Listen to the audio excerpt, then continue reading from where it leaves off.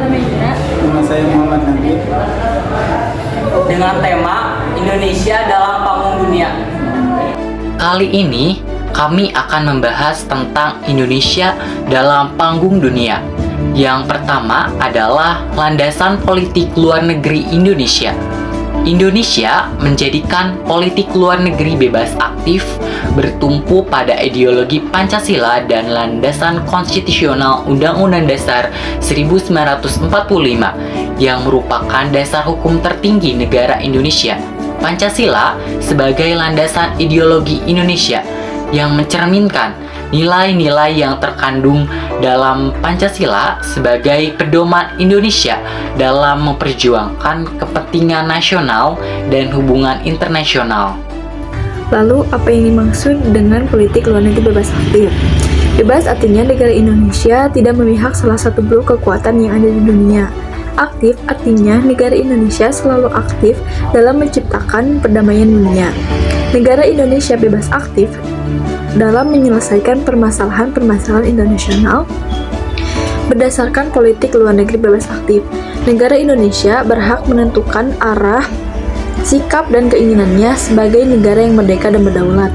Dengan demikian, negara Indonesia tidak dapat dipengaruhi oleh kebijakan politik luar negeri bebas aktif dari negara lain.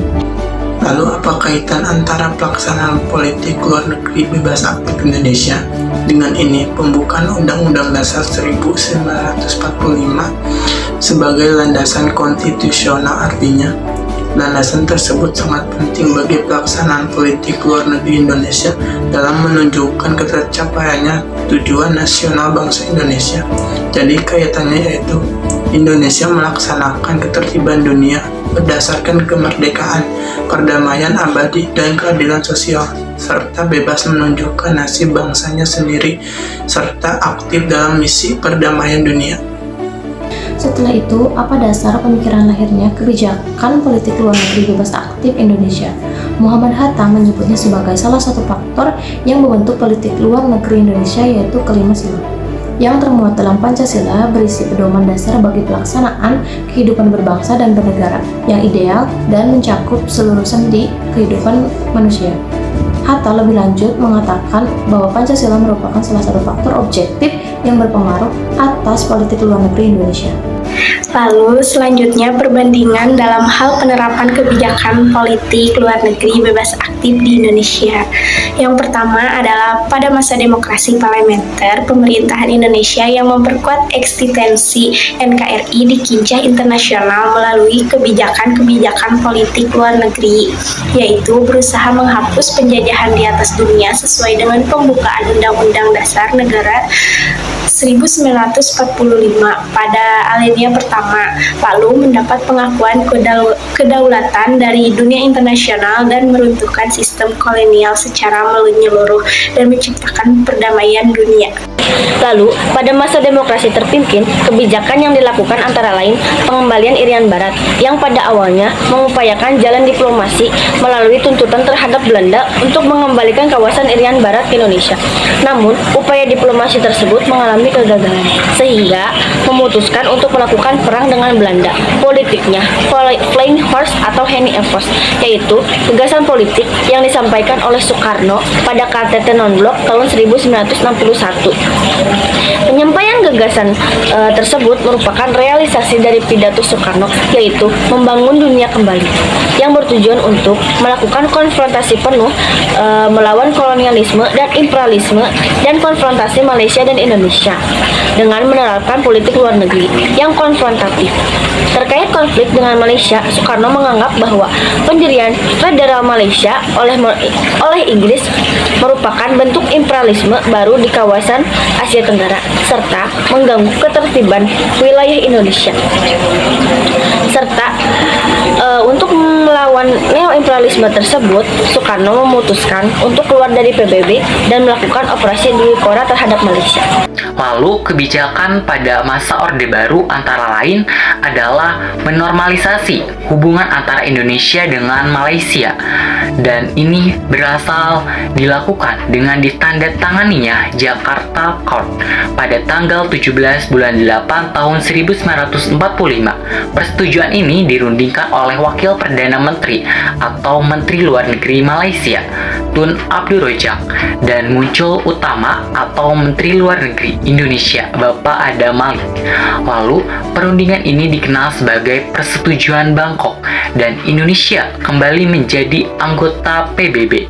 Seiring peralihan kekuasaan dari Soekarno ke Soeharto, lalu keaktifan Indonesia ditunjukkan dengan terpilihnya Menteri Luar Negeri Indonesia, Bapak Adam Malik, menjadi Ketua Majelis Umum PBB untuk masa sidang tahun 1974.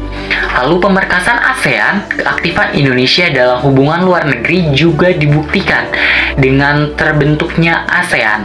Lalu ini dilakukan oleh Perhimpunan Bangsa di Asia Tenggara dengan didasari oleh rasa setia kawan, persahabatan, dan kerjasama, dan bentuk pada 8 Agustus 1907 di Bangkok. Indonesia diwakilkan oleh Adam Malik, termasuk menjadi pelopor dalam terbentuknya ASEAN ini.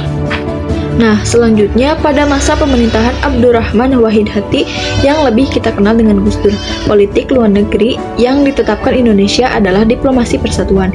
Kebijakan tersebut merupakan dukungan perjalanan internasional Gus Dur menuju lebih dari 80 negara untuk memperoleh dukungan Indonesia terhadap wilayah kedaulatan Indonesia yang sedang menghadapi masalah disintegrasi bangsa melalui diplomasi persatuan. Gus Dur mampu mendapat dukungan dan pengakuan atas integrasi nasional saja dari pemimpin negara ASEAN, Jepang, RRC, dan negara Timur Tengah. Yang selanjutnya adalah kebijakan politik luar negeri Indonesia pada era reformasi. Yang pertama adalah pada awal reformasi, tentu itu dilakukan oleh Bapak B.J. Habibie. B.J. Habibie menerapkan kebebasan berliberalisasi partai politik demi memulihkan kepercayaan dunia internasional terhadap pemerintah Indonesia. Selain itu, B.J. Habibie juga bekerja sama dengan organisasi multilateral seperti IMF, World Bank ABD, dan ILO untuk realisasi reformasi pembangunan ekonomi Indonesia. Pada masa Megawati, diplomasi ketegaran negara lain juga diterapkan pada masa pemerintahan Megawati kurung 2001 sampai 2004. Megawati tercatat melakukan 6 kali ke luar negeri untuk mengunjungi 27 negara. Kunjungan tersebut bertujuan untuk mendapatkan kepercayaan internasional dalam masalah disintegrasi bangsa dan kasus pelanggaran.